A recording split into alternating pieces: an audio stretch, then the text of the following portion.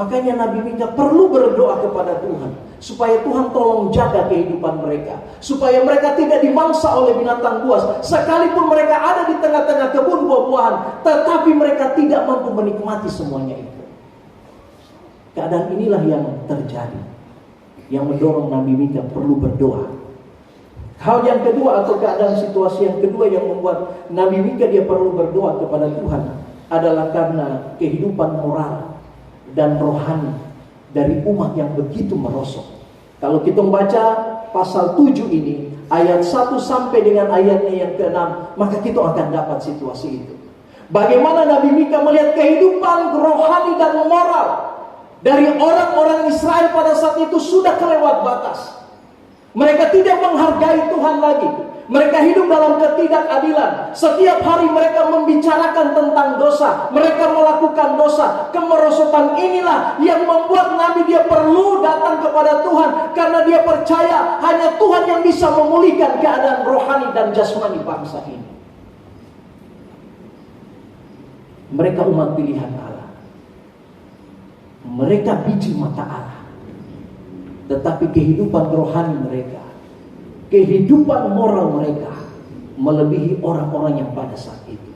Penyembahan kepada dewa-dewa, mereka menganggap Tuhan itu tidak ada. Mereka lebih memperhatikan dewa-dewa, membawa korban-korban persembahan. Dan itu membuat hati Nabi Mika menjadi, kenapa Tuhan ini terjadi?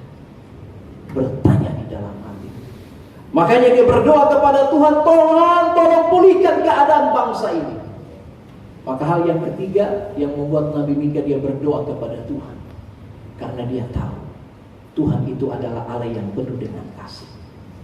Seberdosa apapun bangsa ini, itu tidak akan pernah membuat kasih Allah itu luntur. Tetapi itu lebih membuat kasih Allah itu semakin hebat mengasihi bangsa itu. Makanya di dalam ayatnya yang ke-17 sampai ke-20, bagaimana gambaran itu disampaikan oleh Nabi Mika. Bapak Ibu jemaat, apa yang menjadi pesan firman Tuhan ini bagi kita semua? Di saat kita menjalani minggu-minggu bersama-sama dengan Tuhan, ketika minggu kemarin dalam khotbah yang dibawa kepada kita pemulihan di dalam keluarga, maka pada pagi hari ini lewat bagian firman Tuhan ini mau membawa kita untuk mengerti doa itu sangat penting dalam kehidupan kita. Keadaan dan situasi yang digambarkan oleh Nabi Mika, mulai dari situasi pertama, situasi yang kedua, itu yang kita alami dalam kita punya kehidupan. Bagaimana dalam gambaran ini disampaikan kepada kita, kita ada di dalam dunia ini, tetapi keadaan dunia ini, situasi dunia ini seringkali membawa kita untuk membuat kita jauh daripada Tuhan. Gambaran yang disampaikan oleh Nabi Mika, walaupun kita ada di tengah-tengah dunia yang diberkati, tapi kadangkala sebagai anak-anak Tuhan kita tidak mampu menikmati berkat yang diberikan Tuhan kepada kita. Semua keadaan-keadaan ini diperparah dengan kehidupan moral kita, dengan kehidupan kerohanian kita yang tidak sesuai dengan apa yang Tuhan kehendaki.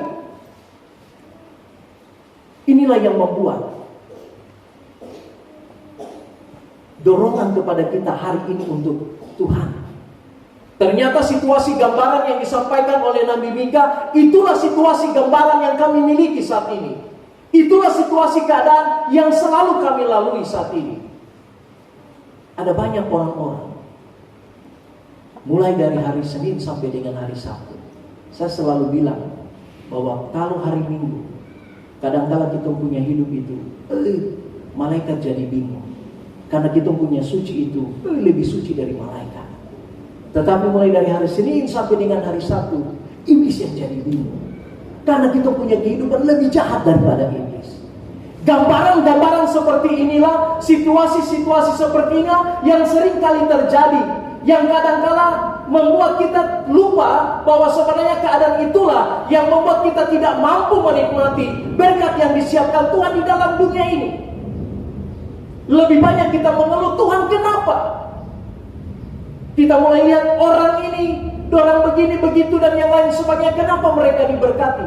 Pertanyaannya, salahnya itu bukan ada pada Tuhan, Tetapi karena kehidupan kita yang jauh daripada Tuhan, keadaan yang disebutkan oleh Nabi Mika ini terjadi di dalam kita punya hidup. Kita tidak mampu mengontrol kehidupan kita. Maka hari ini, saat ini adalah saat yang tepat untuk kita memulai dengan doa kepada Tuhan.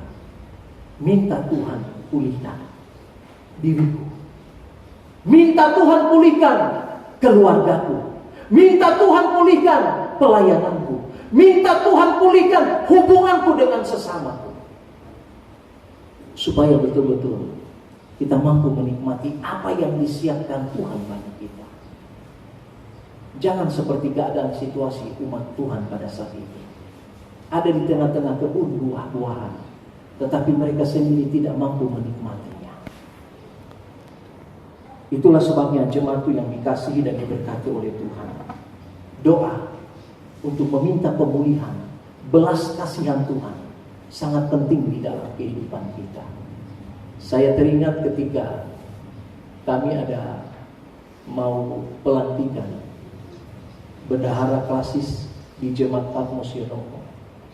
Yang melayani firman pada saat itu adalah Bapak Pendeta Frans Mamprasa, Badan Pekerja Sinode Wilayah 1. Ketika dia memimpin ibadah masuk dalam pengakuan dosa, beliau berbicara banyak dalam pengakuan dosa. Dia bilang begini, jemaat, pengakuan dosa itu penting, dan begitu sangat penting. Ada banyak kita yang hanya datang mengaku tapi tidak mengaku sungguh-sungguh. Maka ketika dia